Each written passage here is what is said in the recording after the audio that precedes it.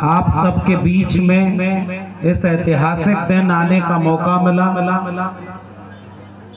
सबसे पहले मैं पूरी आयोजन समिति को धन्यवाद कहता हूं कि उन्होंने हमें इतनी दूर, हजारों किलोमीटर दूर से बुलाकर आप लोगों से मिलने का एक मौका दिया है। इसके लिए पूरी आयोजन समिति का धन्यवाद। और यहाँ जितने भी साथी आए हैं, आप सभी को मेरा क्रांतिकारी जोहार है। उल गुलाम जिंदाबाद है, इनकलाब जिंदाबाद। आज विश्व आदिवासी दिवस।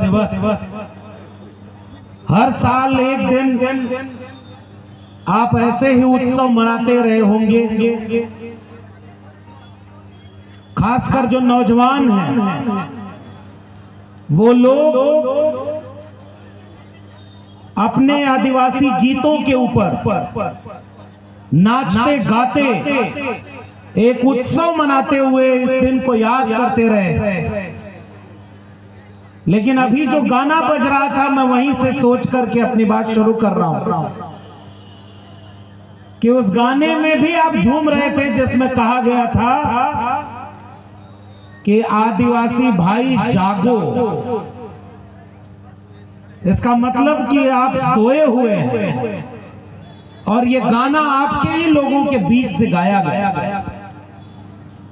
उसमें है कि आपको जगाने के लिए पहले कोई बिरसा मुंडा आया, वो जगाए, उल गुलाम का नारा दिए कि जागो, इस देश के मूल निवासियों जागो, इस देश के जल जंगल जमीन को बचाने वालों, अपने बच्चों के भविष्य को बचाने के लिए जागो। टंटिया मामा आए, जयपाल सिंह मुंडा आए, तिलका मांझी आए, सिद्धू कानू, ये सारे आदिवासी नायक हमारे आए और हमें जगाने। और आज मैं आपसे एक सवाल पूछना चाहता हूं कि जितना बिरसा मुंडा या टंटिया मामा या जितने भी हमारे आदिवासी नायक जगाना चाहते थे, जरा हाथ उठा के बताना, हमारा समाज उतना जागा है क्या? आप जरा बताओ कि जितना वो जगाना चाह रहे थे उतना जाग गए क्या? अरे भाई, आप ही से पूछ रहे हैं। अभी गाना बजेगा तो आप नाचते बहुत अच्छा, और नाचना भी चाहिए, हमारी संस्कृति है, हमारी परंपरा है। लेकिन जरा बताओ, आप लोग उतना जाग गए जितना बिरसा मुंडा जगा रहे थे? जरा नौजवान जितने हैं वहां बताओ, आप क्या जाग गए क्या टंटिया मामा का सपना पूरा हुआ जिसके लिए उन्होंने कुर्बानी दी थी? बिरसा मुंडा ने जिसके लिए कुर्बानी दी थी? और आज विश्व आदिवासी दिवस, दुनिया भर में जहां जहां मूल निवासी, इस देश की, दुनिया की जल जंगल जमीन को बचाने वाले आदिवासी आज के दिन को ऐतिहासिक दिन के रूप में मनाते हैं। लेकिन मैं आपसे कुछ देर बात करने, ये सवाल पूछने आया हूं कि हम सोए क्यों और हम जाग क्यों नहीं पा रहे? जरा जितने नौजवान आए हैं जो पढ़े लिखे हैं, जरा बताना, इस देश में आदिवासियों की आबादी कितनी है? जरा जोर से बोलना, आपसे बात करूंगा। कितने परसेंट आदिवासी है? नहीं, आदिवासी केवल 8 से 9% के बीच में, 8.6% के आसपास। औसत मान लें 9% आदिवासी हैं पूरे देश में।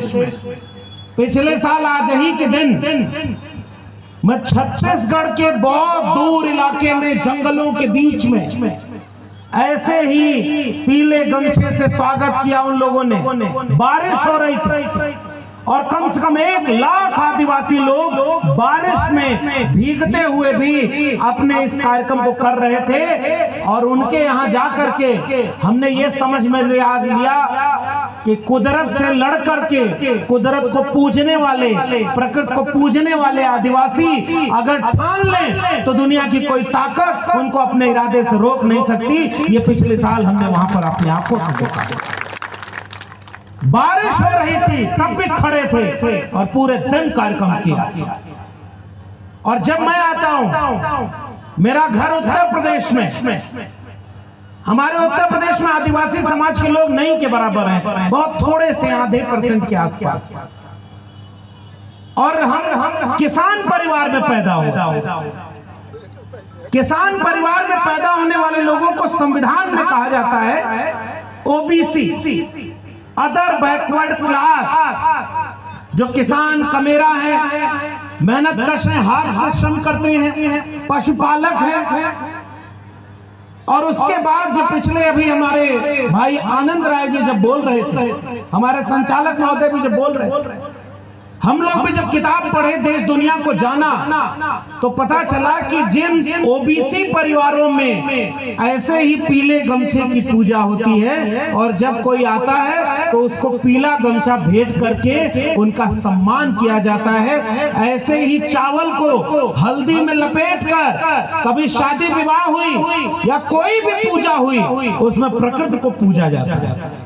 और हम जब यहाँ आए तो आपके बीच में भी हमारा स्वागत इसी पीले गमछे से हुआ। तब मुझे लगा कि इस देश के 90% हम सब लोग एक परंपरा और एक संस्कृति वाले हैं, बस हमारी कुछ बातों में अंतर था, लेकिन हमारे लोगों को जानने नहीं दिया गया। इसलिए मैं आपसे कहने आया हूँ, इस देश के जितने भी हाथ से मेहनत करने वाले लोग किसान परिवार के हैं, पशुपालक हैं, उनकी भी परंपरा आपकी परंपरा से बहुत ज्यादा जुड़ती है। आपके यहाँ भी प्रकृति की पूजा होती है ना, प्रकृति की पूजा होती है। हमारे यहाँ भी जितने किसान जातियां हैं वो प्रकृति को पूजते हैं। फसल बोई जाती है तो पूजा होती है। हमारे भाई आनंद राय जी हैं, ये तो इतने विद्वान आदमी हैं, मैं इनसे भी कह रहा था कि आप इतना कम क्यों बोले, क्योंकि हमारे यहाँ पढ़े लिखे लोग कम हैं। और हमारे समाज में जो पिछड़ा समाज होता है ना, मैं आपको भी पिछड़ा कह रहा हूँ, अपने को भी कह रहा हूँ, 90% हमारा देश का समाज तो पिछड़ा हुआ है, पिछड़ गया, पहले नहीं पिछड़ा था। हम लोग जब बात करते हैं तो पता चलता है ये गोंडवाना पूरी धरती, और जब वहां से लेकर के यहाँ तक का इतिहास देखते हैं तो देखते हैं कि कोई रानी दुर्गावती भी तो आप ही के यहाँ की रानी हुई, जो आपके गोंडवाना जनपद के उस ताकत के साथ लड़ी और लड़ते हुए भी शहीद हुई। तो क्या हमारे लोग ताकत करने वाले, राज करने वाले राजा थे कि नहीं थे? जरा बताना आदिवासी भाइयों, आपके बीच से राजा पैदा हुए कि नहीं हुए? गोंडवाना तो आपका राज था, भील प्रदेश तो आपका राज था, जहाँ के राजा हमारे पुरखे हुए। और आज आप में से कोई राजा है क्या? जरा बताना जोर से। 9% आदिवासी, 9% आदिवासी, कहाँ है राजा? आज तो साहब याचक बन गए, मांग रहे हैं कि हमें हक दे दो। आज यहाँ पर एक वैचारिक गोष्ठी में कुछ बात यहाँ करना जरूरी। इस देश के लोगों को जानने नहीं दिया। जब हम भी निकले, मैं झारखंड के आदिवासी लोगों के बीच में भी गया, यही पीला गमछा, वही प्रकृति की पूजा। पिछले साल जब आज के दिन गए तो वहां आपने नारा ला पड़ाल पन्ना, और जब छत्तीसगढ़ में नारा लगाते हैं तो वो बुढ़ाल पन्ना कहते हैं। सेवा सेवा, बुढ़ाल पन्ना, सेवा सेवा, बुढ़ा देव की पूजा करते हैं। ये सारे देवी देवता कौन? ये तो प्रकृति के हैं। और अभी हमारे जितने भाई थे, हमारे आनंद जी हैं और तमाम लोग, जब भी बात करते हो तो कहते हैं, और इन्होंने तो बताया भाई आपके इस जगह का नाम किसी और के नाम पर भीम नगर नहीं पड़ा होगा, आपके अपने पेन, अपने देवता, उनके नाम पर, यहाँ देवता के नाम पर ये समाज का नाम पड़ा। और यही झंडा, यही जय सेवा लिखा हुआ, यही झंडा छत्तीसगढ़ में भी हमने देखा, यही जाकर के झारखंड में भी देखा। थोड़ा थोड़ा रूप बस बदल जाता है, हल्का फुल्का भाषा बदल जाती है, कहीं संथाली, कहीं और भाषा, यहाँ आपकी भाषा अलग, लेकिन संस्कृति तो एक ही है। और यही संस्कृति मैं आज आपके बीच में कह रहा हूं। एक दिन हम देश भर के किसानों कमेरों को भी ये समझाएंगे कि तुम भी जिस प्रकृति की पूजा करते हो, इस देश के आदिवासी भी उसी प्रकृति की पूजा करते हैं। तुम भी पीले गमछे को अपना संस्कृति का हिस्सा मानते हो, इस देश के आदिवासी भी पीले गमछे को अपना संस्कृति का हिस्सा मानते हैं। तुम्हारे यहाँ भी राजा पैदा हुए, आदिवासियों के बीच भी राजा पैदा हुए, लेकिन ठगे तुम भी गए और ठगे आदिवासी। यही बात हम आज यहाँ पर आपसे करने आए। महात्मा कबीर को जानते हैं आप? कभी जो पढ़ाई लिखाई किए होंगे। अच्छा, मैं कुछ आंकड़े बता दूं आदिवासी समाज के लोगों, आपके यहाँ आने में हमको 5 घंटे लगा बड़े शहर से यहाँ तक पहुंचने में। आधा दूर तो रास्ता सही नहीं। तो इस देश का संविधान आपके यहाँ कब पहुंचा होगा? कब आए होगा न्यायालय? कब खुले होंगे थाने? और मुझे बड़ा अच्छा लगा यहाँ हमारे जितने पुलिस लोग आए हुए हैं, आपने उनका भी सम्मान किया। सब हमारे अपने ही लोग तो हैं। लेकिन देश आजाद हुआ 1947 में, संविधान बना 1950 में, और संविधान घर घर पहुंच गया क्या? पहुंच गया क्या? आज आपका संवैधानिक अधिकार सुरक्षित है क्या? मैं आपको कुछ आंकड़ा बताता हूं। जिस देश में ओबीसी, एससी, एसटी तीनों 90% लोगों के बीच से राजा पैदा हुए, गोंडवाना, भीलवाड़ा, देवगिरी के यादव, पाल वंश, प्रतिहार वंश, गुर्जर वंश, मौर्य वंश, ये सारे तो राजा थे। और राजाओं को आज गुलाम किसने बना दिया? ये सवाल अगर आज आप नहीं करोगे तो याद रखना, अपना जरूरी काम छोड़कर त्योहार के दिन ये जो आप जश्न मनाने आए हो, ये जश्न अधूरा रहेगा। क्योंकि आपके बच्चों को पता ही नहीं कि आपके ऊपर हमला कहां से हो रहा है, क्या खतरा है, कैसे हमला हो रहा है। और अगर आज आप अगली पीढ़ी को नहीं बताओगे तो फिर बचाएगा कौन? अगली पीढ़ी कुछ दिन बाद अगर संविधान नहीं बचा पाई तो बचाओ, डीजे बजाने लायक भी बचेगी क्या? कोई आदेश आएगा सरकारी और कहा जाएगा कि अब इस डीजे पर हमारे मन का गाना बजाओगे तब तो परमिशन देंगे, और नहीं बजाओगे तो परमिशन नहीं देंगे। पहले कहो सारे आदिवासी हिंदू हो, तब जाके परमिशन मिलेगी। बताओ खतरा है कि नहीं खतरा? बताओ ये गंभीर बात है कि नहीं आपके ऊपर?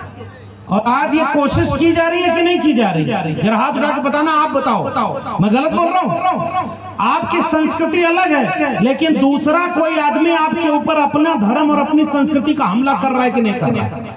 बताओ, जोर से बताओ भाई, पढ़े लिखे लोग। ये खतरा क्या? गलत तो नहीं बोल रहे? अगर हम गलत होंगे तो हम अपने को सुधार लेंगे। प्रकृति को जो पूजता था, जो प्रकृति की पूजा, बच्चा पैदा हुआ तो प्रकृति की पूजी होती थी। होली का त्योहार मनाया जाता था, प्रकृति की पूजा थी। पहली फसल कटती थी, उस फसल का दाना काट करके आग में होला के रूप में जलाया जाता था, फसल पूजी जाती थी और देवता को चढ़ाया जाता था, अपने प्रकृति के देवता को, कि तुमने हमारा साथ दिया तो हमने इंसानों का पेट भरने के लिए अनाज पैदा किया है, इसलिए इस अनाज पर पहला हक तुम्हारा है। और जब हम देव की पूजा कर लेते थे तब हम बाकी इंसान उस अनाज को खाते थे। बताओ सही कह रहा हूं गलत कह रहा हूं? बताओ यही हमारी संस्कृति थी कि नहीं? हमारी हर जगह प्रकृति की पूजा। खेती किसानी में जब पहला बीज रोपने जाते थे तब पूजा करते थे, देव को मनाते थे। और हमारे आनंद जी हैं, मैं तो इनको शिकायत करता हूं कई बार, अथाह ज्ञान इनके पास है, बोलते कम है। मैं कहूंगा अगली बार ये भी 1 घंटा बोले। अलग अलग देवता का नाम है, अग्नि देवता, वर्षा का देवता, उनसे पूजना करना, हर देवता खुश रहे। आज कोई और अपना देवता आपके बीच में ला के रख रहा है, बताओ खतरा है कि नहीं खतरा? और जो ताकतवर होता है उसी का बात सही होती है, याद रखना। ये नारा लगाने से कि कौन बनाया हिंदुस्तान, भारत का मजदूर किसान। और आज मजदूर किसान कहाँ है? क्योंकि मजदूर किसान ने अपनी ताकत नहीं समझी, बटा हुआ, इसलिए आज उसकी कोई सुनने वाला नहीं। तो एक तीर एक कमान और आदिवासी एक समान। बताओ, आप भी नारा लगाते हो ना? एक तीर एक कमान, आदिवासी एक समान। बताओ समान बचा है क्या? आदिवासी के आदिवासी से झगड़ा कराया जाता है। और कुछ लोग होते हैं जो झगड़ा कभी देखा है। एक कहानी सुनो आप लोग, हमारी हिंदी समझ में आ जा रही है ना। देखिए मैं यूपी का रहने वाला हूँ, वहाँ की हिंदी थोड़ा अलग, आपके यहाँ अलग। एक बार दो बिल्लियां झगड़ा कर रही थी, रोटी मिल गई थोड़ी थोड़ी, तो एक बिल्ली कही कि हम ज्यादा खाएंगे, तो दूसरी वाली ने कहा हम ज्यादा खाएंगे, और दोनों आपस में लड़ रही थी। बाहर से एक बंदर आया, बंदर ने कहा रुको, हम फैसला करेंगे, हम जज बन के आए। तो उसने कहा कैसे फैसला करोगे? तो कहा देखो हम तराजू लेकर आए, तराजू लेकर एक तरफ रोटी रखी कम, दूसरी तरफ ज्यादा, तो जिधर ज्यादा रोटी थी उधर से तोड़कर रोटी खा लेता, फिर दूसरी तरफ ज्यादा हो गई तो इधर से तोड़कर खा लेता, फिर इधर ज्यादा हो गई तो इधर से तोड़कर खा लेता। अंत में खाते खाते जब दोनों तरफ की रोटी खत्म हो गई तो बंदर ने कहा देखो हमने कितने अच्छा न्याय किया है, दोनों बराबर भूखे हो, न तुमको एक टुकड़ा मिला और न तुमको एक टुकड़ा मिला, और न्याय करके बंदर अपने घर चला। कुछ बातें समझदार को इशारे में समझना जरूरी है। घर में झगड़ा लगाकर, भाई को भाई से लड़ाकर, जाति को जाति से लड़ाकर, एक धर्म को दूसरे धर्म से लड़ाकर अच्छा समाज कभी नहीं बन सकता। और जिस धर्म के मानने वाले लोग, झारखंड विधानसभा में एक बिल पारित हुआ, उन्होंने कहा कि अगली बार जनगणना होगी तो धर्म के काले में हमारा धर्म अलग लिखना। बताओ आपको पता है कि नहीं पता? बताओ कहा था कि नहीं? झारखंड में फैक्ट से बोल रहा हूं, आंकड़े बोल रहा हूं। तो आपके ऊपर संस्कृति का हमला है। एक इस झंडे में ये जो झंडा दिख रहा है, इसमें कितने रंग हैं? कभी आपने गौर किया है? ये सारे रंग प्रकृति के रंग, कुदरत के रंग। और मैं जब छत्तीसगढ़ और झारखंड गया तो हमने जब वहां के लोगों से पूछा कि इन रंगों में एक एक तीर अलग अलग संख्या में बनी हुई है, इसका मतलब क्या? तो उन्होंने कहा कि ये सब हमारा देव है, हम उसको पूजते हैं, और हर तीर का अपना मतलब है, और हर झंडे के रंग का अपना मतलब है। जरा सच सच बताना, ये नई पीढ़ी वालों को पता है क्या? जितना पुरानी पीढ़ी वालों को पता है, ये नई पीढ़ी वाले जानते ही नहीं। इनका सबसे आसान काम क्या है? डीजे 3-3 लगा है। अभी कार्यक्रम खत्म हो, जोर से गाना बजाना और पूरा डीजे बजा के एकदम नौजवान नाचेगा एकदम, है आदिवासियों को कोई छू नहीं सकता, आदिवासियों से कोई टकरा नहीं सकता, हमसे जो टकराएगा चूर चूर हो जाएगा, हम ये हैं, हम वो हैं। और कुछ दिन बाद उनसे पूछो कि ये वन अधिकार अधिनियम तुम्हारा क्यों नहीं लागू हुआ? ये तुम्हारा पैसा एक्ट कोई छीन लिया, पता? पैसा एक्ट है ना। और याद करना आदिवासी समाज के लोगों, संविधान सभा में अगर जयपाल सिंह मुंडा ना होते तो जयपाल सिंह मुंडा और नॉर्थ ईस्ट के वो जो हमारे आदिवासी सदस्य थे, देवनकोलस राय, अनुसूची 5 और अनुसूची 6, अभी आनंद जी अभी हमको रास्ते में बताया, अनुसूची 5 बनी संविधान में और अनुसूची 6 बनी। बताओ नौजवानों, आपको पता है क्या?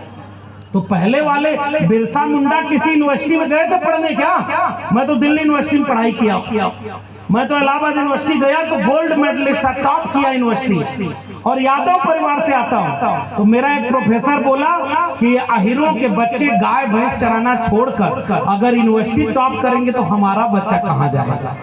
बताओ आदिवासियों, पता है कि नहीं? मैं एक नाम पढ़ता हूँ, आप जरा इतिहास सुनो, आपको भी ऐसा भाषण अच्छा लगता होगा जिसमें कोई आके गुदगुदाता हो। जोर से बोलो आदिवासियों, हम एक हैं, कोई हमसे टकराएगा चूर चूर हो जाएगा। अरे आपसे कौन टकरा रहा है? आपका हक अधिकार छीना जा रहा है। छत्तीसगढ़ में जंगल है जिसका नाम है हसदेव का जंगल। बताओ जानते हो? मध्य प्रदेश और महाराष्ट्र के बॉर्डर इलाके के रहने वाले आदिवासी समाज के लोगों, बताओ आपका जंगल इस देश के पूंजीपतियों को काटने के लिए पेड़ दे दिया गया कि नहीं दे दिया गया? बताना जरा। कई लाख पेड़ काटे गए कि नहीं?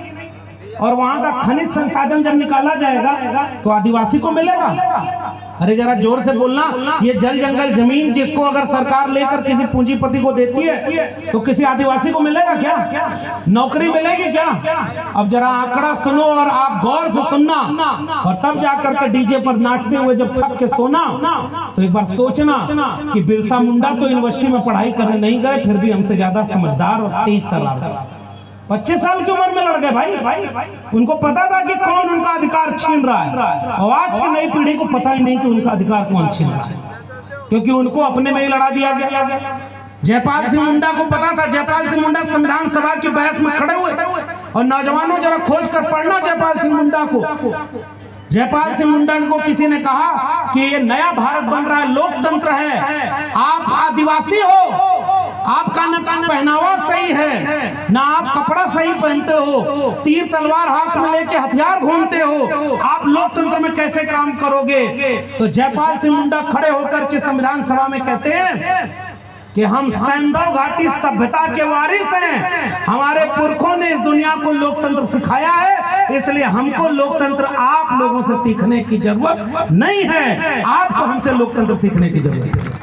ये जितने लोग पढ़े हो नहीं पढ़े हो, जाके पढ़ना जयपाल सिंह मुंडा, वो आपके पक्ष का नायक और आपके लिए अधिकार देकर लड़के गया कि ये तीर तलवार किसी दूसरे पर हिंसा करने के लिए हम नहीं लेते, ये तीर तलवार हमारी संस्कृति की पहचान है, और जो हमारे हक अधिकार से लड़ा उसके खिलाफ हमने इसका इस्तेमाल किया।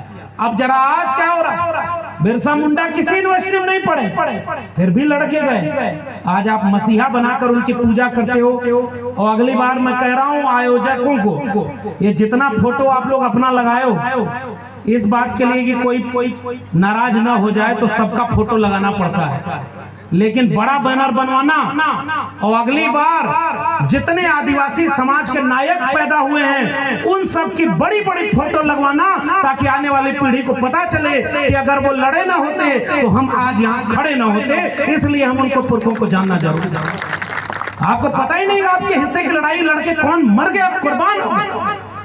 टंटिया भील कितने किलोमीटर दूर, यही मध्य प्रदेश का इलाका, और क्या बोला था अंग्रेजों के समय, ये हमारे आनंद भाई ने वो भी बताया, न्यूयॉर्क टाइम्स में छपा था, भारत का रॉबिन हुड।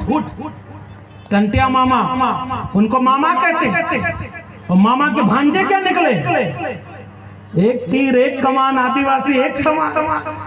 और आदिवासी कहाँ है, रुको आप आंकड़े सुनो, मैं आपके लिए लेकर आया हूं। हालांकि इसका मतलब ये नहीं है कि सारी बर्बादी केवल आदिवासी की हो रही, हम लोग की भी हो रही, हमारे लोग उसमें शामिल नहीं है, जानते हो? अब जरा आंकड़े सुनो, देश में एजुकेशन शिक्षा कितने % आदिवासियों को मिली है पता है? नहीं पता होगा, मैं बताता हूं आपको। आज इस देश में केंद्रीय विश्वविद्यालय 52 है, 52 सेंट्रल यूनिवर्सिटी विश्वविद्यालय। कितने % प्रोफेसर बने आदिवासी के पता है?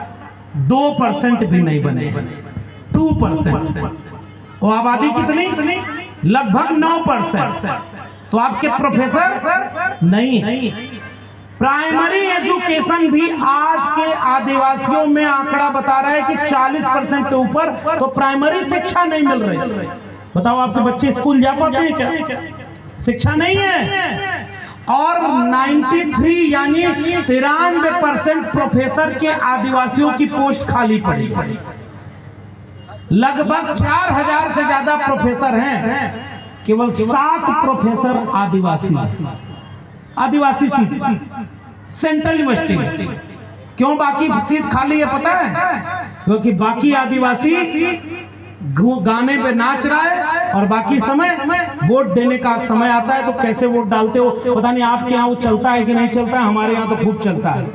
1 नोट या 2 नोट पर वोट कहीं और चला जाता है। आपके यहाँ भी चलता है क्या? ऐसा हो रहा है हर जगह? अच्छा, पूरे देश को एक रोग लगा हुआ। हमारे यहाँ वो दवाई बांटी जाती है, पता है यहाँ चलती है कि नहीं? वही महुआ वाली। अभी यहाँ भी कुछ लोग वही दवाई पी के घूम रहे थे। एक तीर एक कमान, आदिवासी एक समान, पूरा महुआ छाया हुआ है। आप पूछते हो महुआ, अल्ले महुआ पे वोट कहाँ चला गया? बहुत समझदार को इशारा काफी। तो जब आप वोट की कीमत को नहीं पहचाने तो आपके बीच से नेता कैसा पैदा हुआ? क्या आजादी के 75 साल में आदिवासियों ने एक बिरसा मुंडा पैदा किया? जरा कड़ा सवाल पूछ रहा हूं, अपनी आलोचना सुनो। आप गलती हमसे हो रही। कोई टंटिया मामा, फिर अरे नई पीढ़ी को तो हम बता ही नहीं पाए कि टंटिया मामा है कौन। और उनको रॉबिन हुड क्यों कहा जाता था? कैसे गरीबों की मदद करते थे, रात के अंधेरे में छिप करके अगर कोई गरीब कमजोर आदिवासी था उसकी मदद करने के लिए जाने वाले उन टंटिया मामा को लड़ना पड़ा और उनको सरेराह फांसी दे दी गई। बताओ, नई पीढ़ी में जब नया भारत बना तो आदिवासियों के ऊपर चैप्टर लिखा गया क्या? कोई क्या देश की आजादी में आदिवासी की भूमिका क्या है पढ़ाया गया?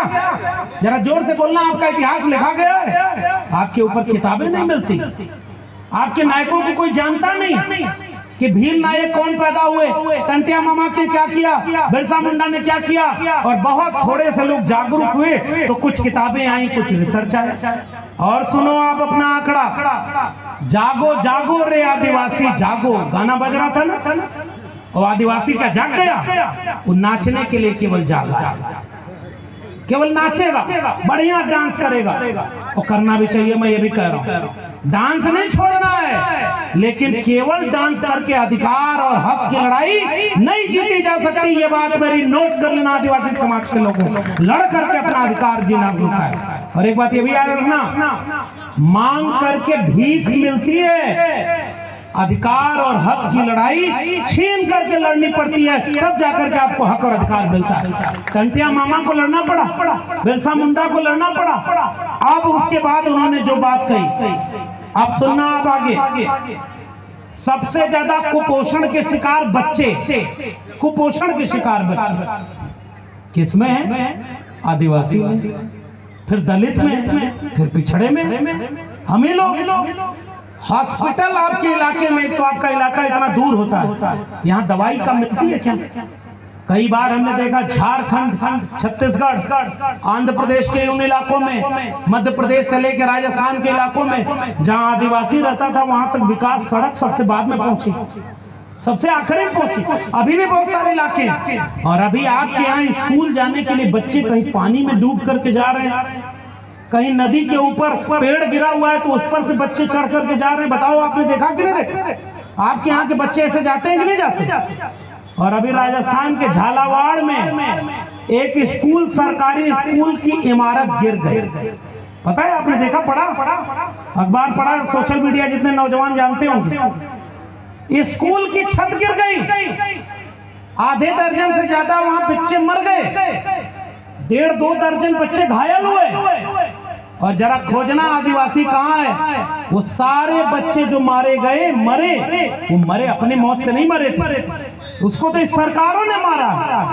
वो तो बच्चे गए थे पढ़ाई करने और छत गिर गई, वो सारे बच्चे आदिवासी परिवार से थे। बताओ, जानते हो कि नहीं? आप जानते, सारे बच्चे आदिवासी थे, और जो घायल हुए वो दलित और पिछड़े थे। तो जो बच्चे स्कूल जाने के लिए उनको रास्ता नहीं है, उनके बच्चे यूनिवर्सिटी में, मैं तो दिल्ली यूनिवर्सिटी में 14 साल प्रोफेसर रहा, मैं वहां अपने क्लास में खोजता था कि भाई मेरे देश के वो 9% आदिवासी के बच्चे कहाँ हैं? हमारे क्लास में तो बच्चे पहुंचे ही नहीं, क्योंकि वो इसी किसी खेत में काम करते करते गरीब पैदा हुए, गरीबी में पले बढ़े और गरीबी में ही मर गए। वो यूनिवर्सिटी और कॉलेज कहाँ पहुंच पाए? बताओ, सही कह रहा हूँ, गलत कह रहा हूँ? आप भी दिन भर मेहनत करते हो कि शाम को चूल्हा जले, 2 रोटी मिले, पेट भरे, ताकि जिंदा रहे। बताओ, यही अधिकार दे करके गए थे बिरसा मुंडा और जयपाल सिंह मुंडा, और यही आदिवासी के। दुनिया में कुछ लोगों के पास इतना पैसा है कि वो पैसा लेकर के कुछ लोग विदेश भी भाग जा रहे हैं। ये विदेश भागने वालों के बारे में जानते हो नहीं? उसमें एक भी आदिवासी है नहीं है। हमारा आदमी के पास पैसा नहीं, सारा विदेश भाग रहा है, और हमारे आदमी डिग्री नहीं है, और आजकल फर्जी डिग्री वाले लोग देश की सबसे बड़ी कुर्सी पर बैठे। भाई, हमने नाम नहीं लिया किसी भाई, ओरिजिनल मेरे पास तो सारी डिग्री ओरिजिनल, और जो वहां बैठे हैं उनकी डिग्री का पता ही नहीं, और शिक्षा बिक गई। आपको एक आंकड़ा बताऊं आदिवासी समाज के लोगों, मैं एक प्रोफेसर रहा हूं, इसलिए सबसे ज्यादा आपको पढ़ाई, कलम और किताब पर बात कर रहा हूं। जब इतिहास नहीं जानोगे तो इतिहास कुछ दिन बाद बदल दिया जाएगा, आपके बच्चे गलत इतिहास पढ़ेंगे। बताओ, गलत कर रहा हूं? आनंद जी बताइए, जो आपको जानकारी है, वो जानकारी अगर नई पीढ़ी के बच्चों को नहीं पता चली तो अगली बार भीमनगर नाम किसके नाम पर पड़ा, ये सच बताने वाला भी कोई नहीं, क्योंकि पढ़ाई नहीं किसी ने। पहली पीढ़ी का पाखंड दूसरी पीढ़ी के लिए परंपरा और तीसरी पीढ़ी के लिए इतिहास बन जाता है। याद रखना मेरे बात को। आज का झूठ कल का सच और परसों का इतिहास बन जाएगा, और इतिहास में आपका इतिहास बदल दिया जाएगा। आपको पता ही नहीं। उन स्कूलों में जाने वाले बच्चों में आज भी प्राइमरी एजुकेशन 42% से ज्यादा आदिवासियों को नहीं मिली, और हायर एजुकेशन यूनिवर्सिटी में पहुंचने वाले आदिवासी नाम मात्र के। फिर यूनिवर्सिटी कौन चला रहा है?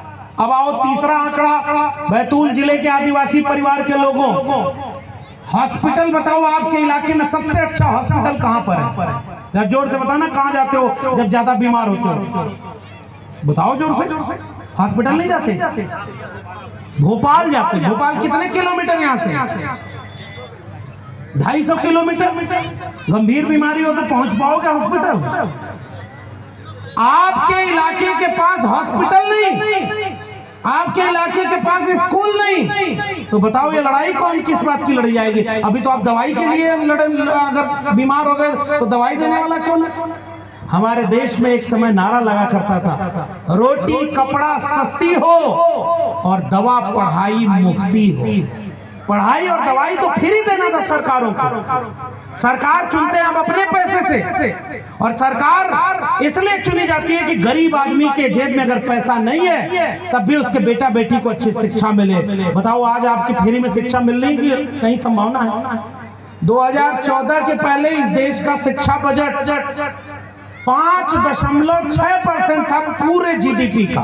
यानी आसान भाषा में इसको समझो गांव समाज के लोगों, 100 रुपया देश का बजट है तो 5.5 रुपया शिक्षा पर खर्च होता था। 2025 के बजट में कितना पैसा खर्च हो रहा है पता है? 2.5 रुपए से भी कम। पिछले 10 साल में अगर पढ़ा लिखा आदमी को आप वहां भेजे होते तो कलम और किताब पर 18% जीएसटी नहीं लगाता। जब राजा अनपढ़ होता है तो कलम और किताब पर जीएसटी टैक्स लगा करके शिक्षा को बेच देता है ताकि अगली पीढ़ी के बच्चों को शिक्षा न मिल पाए। और जब पढ़ो लिखोगे नहीं तो दिमाग काम नहीं करेगा। तब आपके मोबाइल पर एक रील आएगी, ध्यान से सुनना बैतूल के लोगों, उस रील में एक कोई बैठा होगा और कहेगा कि गाय का गोबर अगर रोटी में लपेट कर खाओ तो पेट की सारी बीमारी ठीक हो जाएगी। बताओ गोबर खाओगे? बताओ गलत कर रहा हूं? ये गोबर खाने वाली बात कही जा रही है। दुनिया में विज्ञान कहां आगे बढ़ रहा है पता है? अमेरिका में टेस्ला एक कंपनी है, वो ऐसी गाड़ी बनाई है जिसमें ड्राइवर की जरूरत नहीं होती, बिना ड्राइवर के कार चलती। चीन इतना तेजी से सड़क कब बना रहा है, दुनिया में इतना बड़ा काम कर रहा है कि वो दुनिया की दूसरी सबसे बड़ी अर्थव्यवस्था बन गया है। डीप सीक बनाया है, 1 सेकंड में 500 फिल्में डाउनलोड करने की इंटरनेट स्पीड बना लिया। जापान के हर स्कूल में सारी पढ़ाई कंप्यूटर और टेक्नोलॉजी से होती है और सबको शिक्षा फ्री देता है जापान। और भारत एगो नया 25 साल का बच्चा आया है और पर्ची बना करके कहता है कि तुम्हारी कृपा यहाँ रुकी हुई है, जाओ तुम कृपा तुम्हारी वहां से। भाई गलत कर रहा हूँ क्या? बताओ गलत कर रहा हूँ? हमारे देश के टेलीविजन पर गूगल करना अगर यहाँ इंटरनेट चल रहा होता, टीवी पर बैठकर एगो पाखंडी आके कह रहा है कि अभी एक मंत्र फूकूंगा नारियल हवा में उड़ने लगेगा।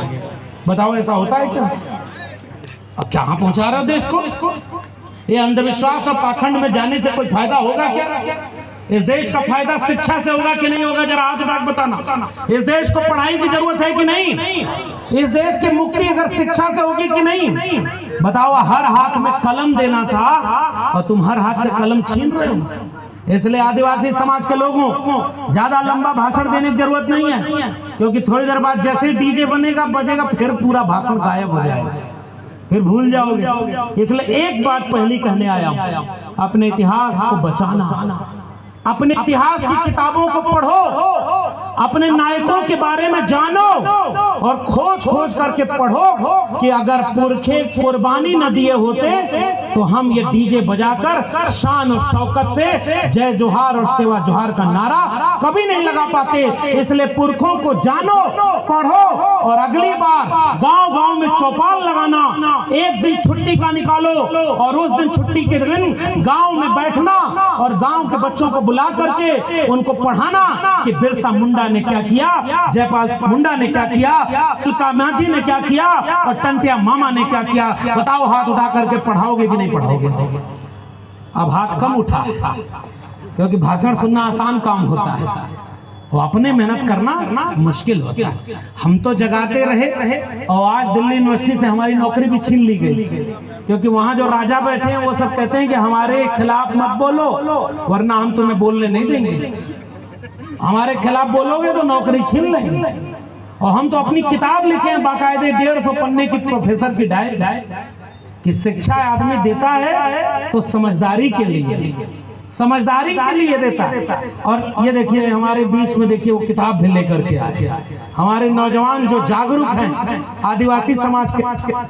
आपके बीच में ये किताब मैंने क्यों लिखी पता है? ताकि आज से 50 साल बाद जब शिक्षा बर्बाद हो जाएगी ना, और होगी देखना, हम बचा नहीं पा रहे, जिसकी जेब में पैसा है उसके बच्चे प्राइवेट स्कूल में पढ़ने जाएंगे, महंगी फीस होगी। और बताओ आपके बच्चों के पैसा देने की, फीस देने की क्षमता नहीं है तो पढ़ा पाओगे अपने बच्चों को? और जब पढ़ा नहीं पाओगे तो अगली पीढ़ी मानसिक रूप से गुलाम पैदा होगा। जब 50 साल बाद स्कूल बर्बाद हो जाएगा और आने वाली पीढ़ी खोजेगी कि जब ये बर्बादी की जा रही थी तो कोई बताया था कि नहीं कि तुम्हारे देश में शिक्षा बर्बाद की जा रही थी, तब प्रोफेसर की डायरी किसी को मिलेगी और कहेगी कि एक प्रोफेसर अपनी नौकरी कुर्बान करके भी अपने गांव-गांव घूमकर लोगों को बता रहा था कि शिक्षा बचाओ, स्कूल कॉलेज विश्वविद्यालय बचाओ, कलम और किताब बचाओ, वरना आने वाली पीढ़ियों को बर्बादी से नहीं बचा पाओगे। और इस बात को लिखते हुए अपने किताब लिख दी थी, तब जाकर ये किताब उनको खंडहर में मिली। मैं तो अपने हिस्से का काम कर रहा हूं, क्योंकि मैं जानता हूं कि भारत का संविधान बाबा साहब का ना होता, डॉक्टर भीमराव अंबेडकर इस देश को संविधान नहीं दिए होते और संविधान में अनुसूची 5 और अनुसूची 6 नहीं मिली होती, तो बताओ आदिवासियों तुम्हारी जमीन खरीदने के लिए किसी पूंजीपति को तुमसे पूछना पड़ता? अब पैसा कानून पैसा एक्ट बना, गांव की 80% से 90% अगर जनता सहमत नहीं है तो 1 इंच जमीन नहीं ली जा सकती। बताओ ये अधिकार किसने दिया? बाबा साहब के संविधान ने दिया कि नहीं दिया? बाबा साहब का संविधान में आपको इज्जत देता है। आपके मोहल्ले में झगड़ा हो जाए, कोई आपको गाली दे मारे तो कहां जाते हो? थाने जाते हो। थाने जाके कहते हो कि हमारे ऊपर कोई जुल्म कर रहा है और हमारी शिकायत दर्ज कर लो। ये थाना किसने दिया?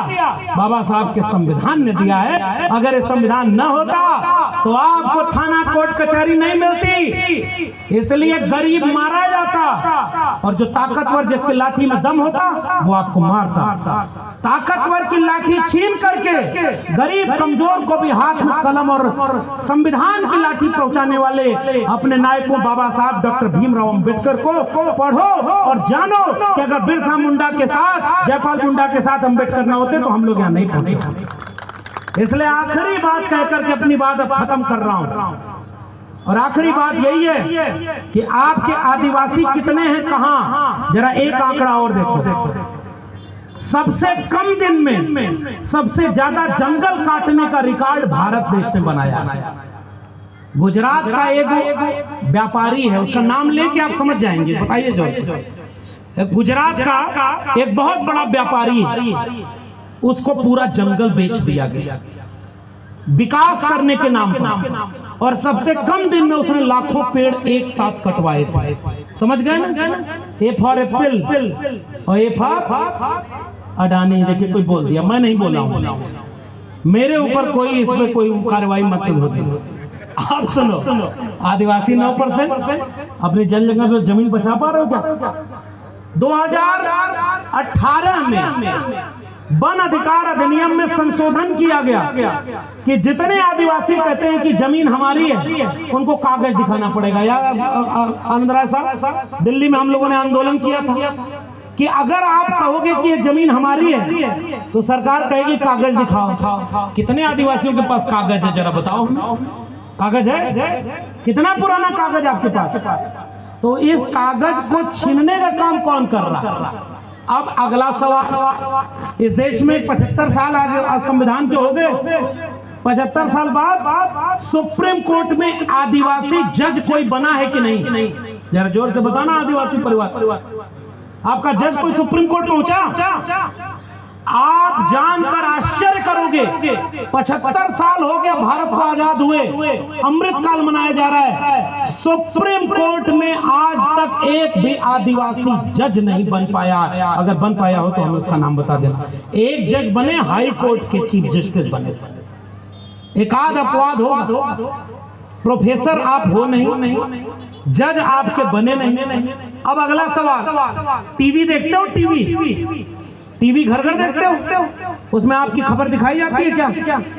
आज विश्व आदिवासी दिवस पर एक भी टीवी में कार्यक्रम चलेगा क्या? आदिवासियों की कोई खबर अखबार में छपती है क्या?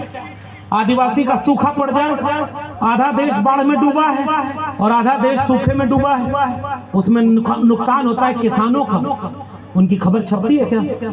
किसानों की खबर टीवी पर तब दिखाई जाती है जब किसान आत्महत्या कर लेता है, तब कहा जाता है कि इतने साल में इतने किसानों ने आत्महत्या कर ली। आज तक एक भी आदिवासी टेलीविजन चैनल का ब्यूरो चीफ नहीं बना। कहां हो आदिवासी समाज के लोगों? 75 साल हो गए, टीवी में आपका कोई आदमी नहीं, जुडिशरी में आपका कोई आदमी नहीं। अगला सवाल, इस देश के 100 अरबपतियों की सूची बनाओ। अरबपति मतलब समझते हो? ऐसा कार्यक्रम कराने में हमारे आयोजकों को चंदा जुटाना पड़ा होगा। हे भाई, आप 10 रुपया दे सकते हो, 10 रुपया देना, कोई कुछ कर देना। ये आयोजन समिति के लोग सब जानते होंगे, 1-1 रुपया मदद न करे तो ये टेंट और ये माइक न लग पाए। कुछ लोग बिना चंदा दिए भी चुपचाप आ जाते होंगे, अगली बार दे दें, इस बार देखें हमको माला पहनाया जाता है कि नहीं। और जिसको माला पहनाया जाएगा वो बाहर जाके कहेगा क्या बढ़िया कार्यक्रम था, और भाषण देने को मिल जाए तो और अच्छा, और जिसको न मिले वो कहे बेकार कार्यक्रम था, कुछ उसमें मजा ही नहीं, अगली बार हम अलग कार्यक्रम करेंगे। बताओ हमारा समाज इससे जूझ रहा है कि नहीं जूझ रहा? आज हमारे समाज के पास पैसा कितना है? 1% आबादी इस देश की, 74% पैसा उनके पास है, मुट्ठी भर लोगों के पास, सारी संपत्ति उनके पास। 1% आबादी यानी 100 में एक आदमी के पास 76 रोटी है। मान लो 100 आदमी और 100 रोटी, तो हर आदमी को 1 रोटी मिलनी चाहिए ना। इस देश का सच्चाई ये है कि एक आदमी 75-76 रोटी खा रहा है, 3 रोटी पर 50 आदमी गुजारा कर रहे हैं, और 90 आदमी के लिए 8 रोटी बची हुई है। ये मैं नहीं कर रहा हूं, गूगल करके पढ़ लेना। मैं भी अगर देश का प्रधानमंत्री होता तो कुछ भी बोल देता। नाली के गैस से चाय बनाता था, मैं नहीं बनाता था। कौन बनाता था? ये आपका जनरल नॉलेज का सवाल है, जाके पूछे। भाई आपके यहाँ सिलेंडर पहुंचा? नहीं पहुंचा, क्योंकि हमारे यहाँ सबसे आखिरी में सब कुछ आएगा, जब सब उधर बर्बाद हो जाएगा। तो सच बोल रहा हूं, 2023 की ऑक्सफैम की रिपोर्ट है, एक आदमी 76 रोटी खा रहा, 3 रोटी पर 50 आदमी गुजारा कर रहा, और एक भी आदिवासी 100 अरबपतियों में कहीं नहीं। आदिवासी अरबपति नहीं, तो आदिवासी जज नहीं, एक कुलपति है, वो ट्राइबल यूनिवर्सिटी बनी है, तो मजबूरी है कि ट्राइबल यूनिवर्सिटी की वाइस चांसलर कुलपति आदिवासी बने। लेकिन क्या कहोगे, कार्यक्रम खत्म होगा, कुछ लोग आएंगे बताने कि ये प्रोफेसर झूठ बोल रहा था, देश की सबसे बड़ी कुर्सी पर एक आदिवासी तो बैठी है। हम भी कहते हैं सही बात, देश की राष्ट्रपति महामहिम हमारे परिवार की हैं, पहली महिला आदिवासी। मैं खुश होता हूं, लेकिन बड़ी पीड़ा तब होती है कि वो कुर्सी की हमारे लिए क्या मतलब, उस कुर्सी का हमारे समाज के लिए क्या मतलब, जब मणिपुर में 2 आदिवासी बहनों को निवस्त कर करके घुमाया गया और 2 साल से मणिपुर जल रहा है और उसमें आदिवासी मारा जा रहा है, और सबसे बड़ी कुर्सी पर बैठ करके आप उस आदिवासियों की हत्या को नहीं रोक पा रहे हो, तो फिर हम आपसे सवाल पूछेंगे कि नहीं? इसलिए मैं आपसे पूछने जा रहा हूं, मध्य प्रदेश यही है ना 2 साल हुआ होगा या 1 साल हुआ होगा, एक आदमी एक आदिवासी के ऊपर पेशाब कर रहा था। भूल गए कि याद है हिम्मत कि वो आदिवासी ना होकर के कोई दूसरा ताकतवर होता तो कोई कितना भी नशे में चूर हो किसी के मुंह पर पेशाब कर देगा। इतनी हिम्मत किसके पास है? लेकिन जो कमजोर होता है उसका हक ऐसे ही छीना जाता है। और उसके बाद न उसको वो संस्कृति पढ़ने दी जाती है, न उसको इतिहास पढ़ने दिया जाता है, न उसको अपना इतिहास जानने दिया जाता है कि बाबा साहब के संविधान ने तुमको अधिकार दिया और अब वोट पे चोरी हो जा रही है। बताओ, अब तो 500 रुपया या एक महुआ से गलत जगह वोट नहीं डालते थे, मान लो सही जगह वोट डाल दिया। अब तो देश में चर्चा हो रही है कि तुम्हारा वोट चोरी हो जा रहा है। बताओ, यहाँ खबर पहुंची कि नहीं पहुंची भैया? अरे पहुंची कि नहीं? वोट की चोरी हो रही है, आपको पता चला? और चुनाव आयोग कह रहा है कि तुम साबित करो कैसे चोरी हो रही। तो जो विपक्ष के नेता हैं वो सब साबित करने के लिए आंकड़ा ले आए कि एक 1 BHK कमरे में 80 लोगों का वोट बना हुआ है। कई लोगों के पिताजी का नाम है नहीं है। बिहार में वोट बन रहा है, पता है कि नहीं नौजवानों? एक कुत्ते का निवास प्रमाण पत्र बन गया। कुत्ता बिहार में निवासी। तो भाई कुत्ते तो बैतूल में भी बहुत है, सबका एक एक आधार कार्ड बनवाओ ना। कुछ दिन बाद वोट डालने के लिए लाइन लगी रहेगी। क्या हो रहा है भाई? इंसानों की लाइन अलग है और जो इंसान नहीं है उनकी लाइन इधर है, क्योंकि सबके पास आधार कार्ड है, सबके पास राशन कार्ड है। अरे बाकी सब छोड़ो, अमेरिका का राष्ट्रपति है डोनाल्ड ट्रंप, उसका भी बिहार में समस्तीपुर जिले में सर्टिफिकेट बना दिया। अमेरिका के राष्ट्रपति। भारत देश में कुछ भी हो सकता है। जिस भारत देश में हमारे पुरखों ने लड़ कर की कुर्बानी दी थी। अगला आखिरी आंकड़ा बोल करके अपनी बात खत्म कर रहा हूं। जेलों में बंद है इस देश के 96% कैदी विचाराधीन है। मैं आंकड़ा पढ़ रहा, मैं आंकड़े को प्रमाण के साथ दे सकता हूं। हालांकि हमसे सब जो लुटेरा लोग हैं, हमारे यहाँ किसानों के नेता थे, हमारे यहाँ जाट भाई बैठे हुए हैं, नाम देखिए भूल गया, रंजीत जी। मैं इनके घर गया और कहा कि किसानों का पूरा, और आपके बाजार में जब यहाँ से मैं आ रहा था तो यादव समाज के लोगों ने मंच लगाया है और यादव समाज के लोगों ने हमें बुलाकर तिलक लगाया। और उसके बाद देख रहा हूँ कि आदिवासी समाज की रैली जा रही है और यादव समाज के लोग उस पर फूल बरसा रहे हैं। ये हमारी बहुजन एकता है। मैं यहाँ से उनको सलाम करता हूँ कि यही एकता 90% की बनाने के लिए हम तो आपके बीच में आए। तोड़ने वाले रोज आएंगे गांव में, शिकारी आएगा, जाल फैलाएगा, दाना डालेगा, लेकिन चिड़ियों तुम जाल में फंसना नहीं। नए नए लोग अपना देवी देवता लेकर आपके बीच में आएगा, नया नया नेता लेकर आपके बीच में आएगा, नया नया मुद्दा लेकर आपके बीच में आएगा। आप सारे मुद्दों को एक तरफ रख देना, सबसे पहली बात कहना, और ये आंकड़ा सुन लो, उसके बाद मैं अपनी बात खत्म करके जा रहा हूं। आदिवासी समाज की आबादी 8-10-6%, यानी 100 में लगभग 9 लोग आदिवासी, और जेलों में सजा याफ्ता 12%। अपनी आबादी से 1.5 गुना आदिवासी जेल में बंद है। बताओ, पता है कि नहीं? और जहां जहां जंगल बचाने के लिए आदिवासी आंदोलन करता है, फर्जी मुकदमा लगाकर, मिस्टेकन आइडेंटिटी बताकर, कभी आदिवासी को गोली मार दी जाती है, कभी आदिवासी को नक्सली बता दिया जाता है, और कभी आदिवासी को देश विरोधी बता करके जेल में डाल दिया जाता है। मैं आंकड़ा पढ़ के आपको बता रहा हूं, सजा याफ्ता कैदियों में 15% आदिवासी। और अगर आपके पास पैसा है तो कोई हिरन मार के भी बच जाता है, कोई फुटपाथ पर सोने वाले लोगों पर गाड़ी चढ़ा के भी बच जाता है, क्योंकि वो गुजरात में जाकर पतंग उड़ा लेता है वहां के मुख्यमंत्री के साथ, मुकदमा से बरी हो गया। आप जब गरीब आदमी, अगर आपके ऊपर 4 फर्जी मुकदमे लग जाएं तो बताओ, मुकदमा लड़ने की भी हैसियत है क्या? आदिवासी समाज में वकील है क्या? इसलिए आदिवासी समाज के लोगों, मैं आपके सामने आंकड़ा लेकर के आया था कि इन आंकड़ों को जानो। शिक्षा में आप कहीं नहीं हो। हमारे घर की महिलाएं और बच्चे सबसे ज्यादा कुपोषण के शिकार हैं। खून की कमी जिन महिलाओं में सबसे ज्यादा है, वो या तो दलित परिवार की महिलाएं, या आदिवासी परिवार की, या अति पिछड़े किसानों परिवार की। खाने को भरपेट रोटी नहीं तो खून की कमी नहीं होगी। और बच्चे कुपोषण के शिकार सबसे ज्यादा आदिवासी और दलित परिवारों के। किसका भारत भाग्य विधाता गाना पाते हो?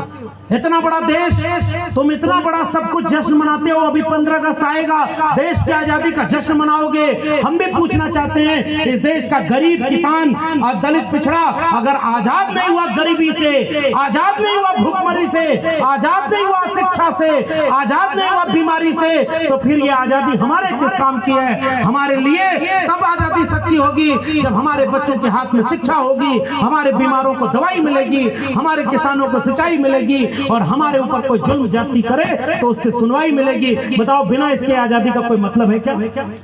इसलिए मैं आपसे ये बात कह के जा रहा हूं, हमें तो आपने बुलाया इतने दूर से, और हम तो सम्मान के आपका सम्मान माथे पर लगाकर, ये जब आपने हल्दी का चंदन लगाया तो मुझे ऐसा लगा कि आप भी हमारे माथे पर ये चंदन लगा के कह रहे हो कि जाओ, मुल्क में जब तानाशाहों का सरकार आती है और जब वो सच बोलने वालों पर हमला करते हैं, हमारी भी नौकरी छीनी, तो आपने भी हिम्मत दी है। ये पीला गमछा और ये शर्ट जो मैं पहना हूँ, ये हमारे आनंद राय जी ने खुद बनवाई थी कि भाई आदिवासियों के बीच में जाओ तो आदिवासी बनकर जाओ, बहरूपिया बन करके मत जाओ, ताकि आपको आदिवासी अपना समझे। लेकिन मैं आपसे कह के आ रहा हूँ, ये पीला गमछा हम ओबीसी की भी पहचान है और ये पीला गमछा आपका भी पहचान है। इसलिए हम सब भाई भाई हैं, आपकी और हमारी लड़ाई एक है, और हम सब 90% लोग मिल करके इस लड़ाई को लड़ने।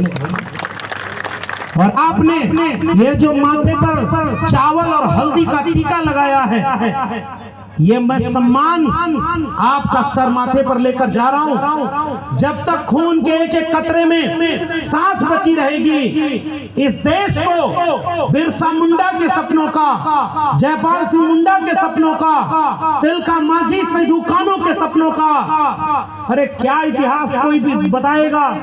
अंग्रेजों से माफी मांगने वाले आज देशभक्ति का सर्टिफिकेट बांटते हैं उन लोगों को। सामने खड़े होकर कहना, यही बगल में मैं गया उस जगह पर, कुंवर शंकर शाह और रघुनाथ शाह अंग्रेजों से लड़ने के लिए जब खड़े हुए तो तोप का गोला बांध करके उनको उड़ा दिया गया। वो आदिवासी समाज के हमारे नायक, हमारे टंटिया मामा को फांसी दे दी गई, और आजादी की लड़ाई के लिए तुम हमारा इतिहास नहीं पढ़ाते। ये नए बच्चों को जाके पढ़ना, पूछना, उनकी किताब में उनके नायक नहीं पढ़ाए जाते, बाबा साहब डॉक्टर भीमराव अंबेडकर को नहीं पढ़ाया जाता, तमाम लोगों को इतिहास से गायब कर दिया गया। इसलिए मैं आखिर में गुजारिश करके जा रहा हूं, शिकारी आएगा, जाल फैलाएगा, दाना डालेगा, चिड़ियों तुम जाल में फंसना मत। लेकिन यही बात कह के जब चिड़ियों को उसका मालिक गया था तो चिड़िया यही गाना गाने लगी, शिकारी आएगा, जाल फैलाएगा, दाना डालेगा, लेकिन तुम जाल में फंसना मत। लेकिन जैसे शिकारी आया, जाल फैलाया, दाना डाला, तो सबसे पहले कुछ लालची चिड़िया उसी जाल पर जाकर के बैठ गई। बताओ, बचपन में सुनाए कहानी की, और अपने अपने समाज के उस लालची चिड़िया को पहचान लो। पहली लड़ाई तो अपने घर में लड़नी पड़ती है। बताओ, गलत कह रहा हूं कि नहीं? अरे पता नहीं कितने संगठन बने यहीं, और संगठन बन करके सत्ता पानी थी तो वो सारे संगठन टूट टूट करके बिखर गए। बताओ किसकी गलती? और जब कोई आखिरी में जब ताकतवर आएगा तो बताओ इससे बढ़ जाएगा कि नहीं? और बाकी जो बचा खुचा काम है वो महुआ कर देगा।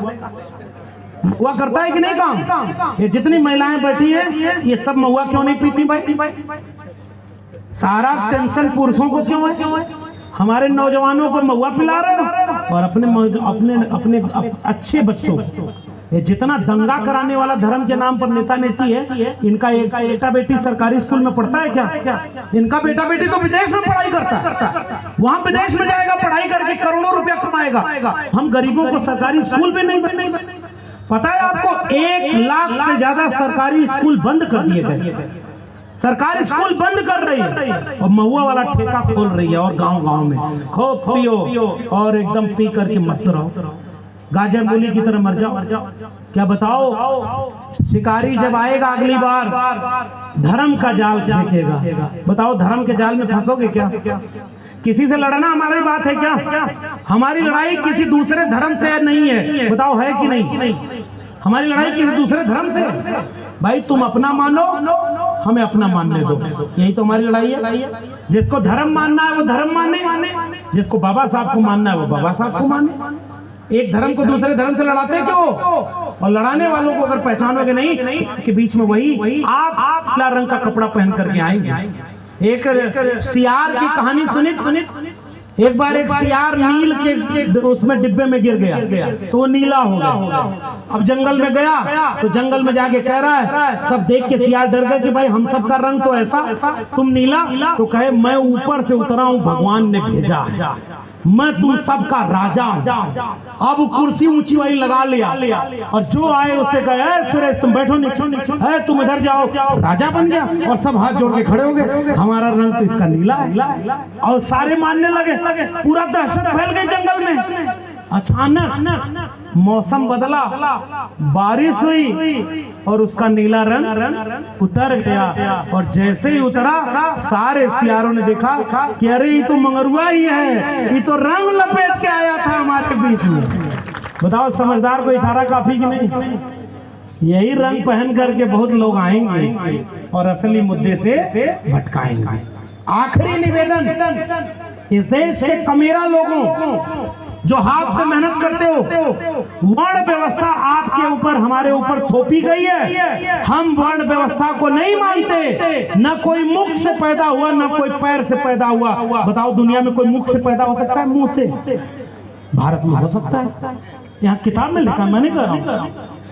बताओ भाई, दुनिया भर में बहुत लोग हैं लेकिन मुंह से कोई नहीं ना पैदा हो सकता। एक किताब का नाम लेके जा रहा हूँ, ज्योतिबा फूले ने लिखी, गुलामगिरी। गुलामगिरी को पढ़ना। गुलामों को गुलामी का एहसास करा दो, बेड़ियां वो खुद ब खुद तोड़ लेगा। आज का आयोजन गुलामों को गुलामी का एहसास कराने वाला है। बेड़ियां तोड़ना है या नहीं तोड़ना है, इसका फैसला आपको करना है। यही बात कह करके मैं आपसे विदा लूंगा कि मेरी पहली बात याद रखना, अपने इतिहास को पढ़ो और गांव-गांव छोटी-छोटी कक्षा चलाओ और नई पीढ़ी के बच्चों को अपने आदिवासी और अपने तमाम बहुजन महापुरुषों के बारे में उनको बताओ, महिलाओं को बताओ। अंधविश्वास और पाखंड से दूर रहो। ये अंधविश्वास और पाखंड हमारे घर की लड़ाई नहीं है और हमारी पीढ़ी को अंधविश्वासी और पाखंडी बनाया जा रहा है। तीसरी बात, बचा सकते हो, भूखे रहना, प्यासे रहना, एक कपड़ा कम पहनना, एक रोटी कम खाना, लेकिन अपने बेटा और बेटी को शिक्षा देने के लिए स्कूल जरूर भेजना। ये मैं आपसे निवेदन करके जाना चाहता हूं, क्योंकि शिक्षा ही मुक्ति दिलाएगी। ये तीसरी बात मेरी। बर्बाद तो शिक्षा हो ही गई। मैं भी जानना चाहता हूं कि डीयू और जेएनयू में कितना आदिवासी यहां से गया पढ़ने? क्यों नहीं जाते भाई? आपके टैक्स पेयर के पैसे से यूनिवर्सिटी चल रही है, आप वहां पहुंच ही नहीं पा रहे हो, क्योंकि यहीं आपको पेट भरने में ही हालत खराब हो जाए। गरीब पैदा हुए, गरीबी में ही पले बड़े, गरीब रह गए और फिर किस्मत बताने वाला कोई आता है, पूर्व जन्म में तुमने कुछ खराब किया होगा इसीलिए तुम गरीब घर में पैदा हुए। इस सब में मत मानना। पढ़ाओ, अपने बेटा बेटियों के हाथ में कलम और किताब देना, मदद करो तो किसी गरीब कमजोर की शिक्षा देने के लिए और महिलाओं को शिक्षा देने के लिए सबसे आगे आ जाना, और शिक्षा ही बचाएगी। और आखिरी बात, न्यूनतम सहमति पर अधिकतम एकजुटता बनाना। 10 में 5 बातों में आपका किसी से झगड़ा हो, 90% लोगों, यहाँ नीले गमछी और नीले पहने के पटका हमारे भाई भी बैठे हैं, ओबीसी समाज के लोग हों और आदिवासी, हम सब 90% में भी तो कुछ झगड़ा है। और कोई आता है और बताता है कि तुम्हारा झगड़ा इसी से है और तुम उसी से लड़ने लगते। मैं आपसे एक निवेदन करके जाऊं, 10 बातों में से 5-6 बातों में अगर झगड़ा हो तो मत लड़ना। 2 से 4 बात भी अगर एक मिल जाए तो न्यूनतम सहमति पर एकजुटता बना लेना, भाई का भाई से हाथ पकड़ लेना और मजबूती से 90% लोगों बाबा साहब का संविधान हाथ में लेकर संविधान बचाने के लिए एकजुट हो जाना। यही निवेदन मैं आपसे करके जा रहा हूं, क्योंकि भाई को भाई से लड़ा करके ही दुश्मन राज कर रहा है और हमारे हाथ में कुछ नहीं। हम सब भिखारी, क्योंकि जानते हैं हमारी कमजोरी क्या है। एक बार मैं भी कथा वथा कहता तो बहुत अच्छा कथा वाचक हो सकता था, बहुत अच्छा कथा कहता। हाँ लेकिन मैं क्या बताऊं, हमारे उत्तर प्रदेश में ओबीसी गए कथा कहने, पकड़ के उनकी चुटिया काट दी कि तुम कथा कैसे कहोगे, बताओ आप कहाँ से कोई कथा कहे। वो कहेंगे कथा कहना हमारा अधिकार है। और मैं कथा बनाता कर पर्ची बनाता तो बहुत अच्छी पर्ची बना लेता, लेकिन क्या करूं, बेईमानी और झूठ तो हमारे पुरखों ने हमको सिखाया ही नहीं, तो हम यहाँ खड़े होकर झूठ क्या बोले। वो तो झूठा है सब, तो झूठ बोलता है। एक तो कथा करा बिस्कुट मत खाना, क्योंकि बिस्क को कूट कूट के उसमें भरा जाता है, इसलिए बिस्कुट होता है। बताओ उसको भी जब जाके कर रहे हैं बाबा बाबा। और जाने दीजिए ज्यादा देर हो जाएगी, नहीं तो एक आध कहानी सुनाता मैं, सुनाते क्या।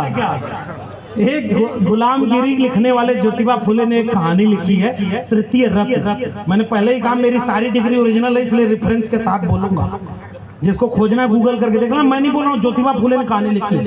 एक आदमी बड़ा परेशान हुआ, दुखी था, परेशान था, तो भाई किसी ने बोला कि फला जगह जाओ, देवता के अवतार वो लोग हैं, मुक्ति मिल जाएगी, वहां दुख दूर हो जाएगा।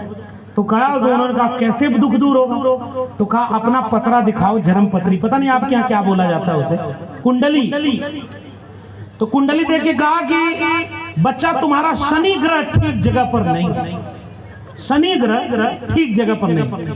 ये देश अकेला ऐसा है कि मंगल ग्रह को पता नहीं है कि उसके नाम पर यहाँ शादी टूट जाती है, उसको पता ही नहीं। हमारे मंगल के नाम पर शादी टूट रही है।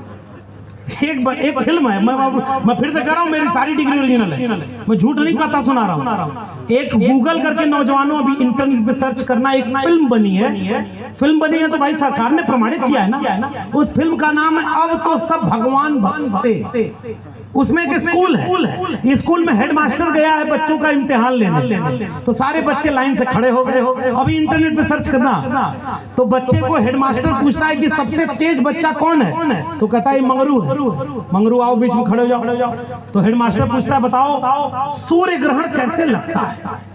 तो मंगरू बोलना शुरू करता है कि पृथ्वी सूरज के चारों तरफ चक्कर लगाती है, चंद्रमा पृथ्वी के चारों तरफ चक्कर लगाता है, तब तक उसी में गुरहू रहता है। वो कहता है झूठ बोल रहा है सर, जब पृथ्वी शेषनाग के फन पर टिकी है तो सूरज पे चक्कर कैसे लगा रहा है। मैं नहीं बोल रहा हूँ, ये फिल्म में दिखाया गया। तो मास्टर कहता है चुप रहो तुम, तो इसको बताने दो पढ़ा लिखा बच्चा।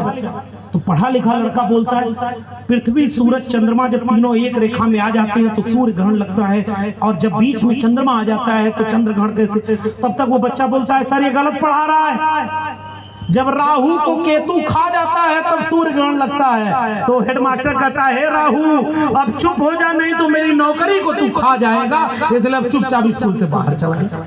मैं नहीं बोल रहा, ये फिल्म बनी है।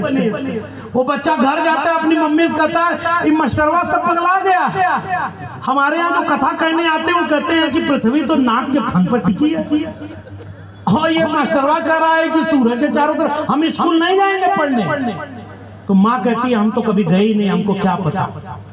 एक बात बताएं, डॉक्टर अंबेडकर को मानने वालों 1900 के आसपास 1890 से 1900 के बीच बच्चे से स्कूल में पूछा गया कि बताओ कौन सी ऐसी चीज है जिसको तुम छू सकते हो, देख सकते हो, छू नहीं सकते।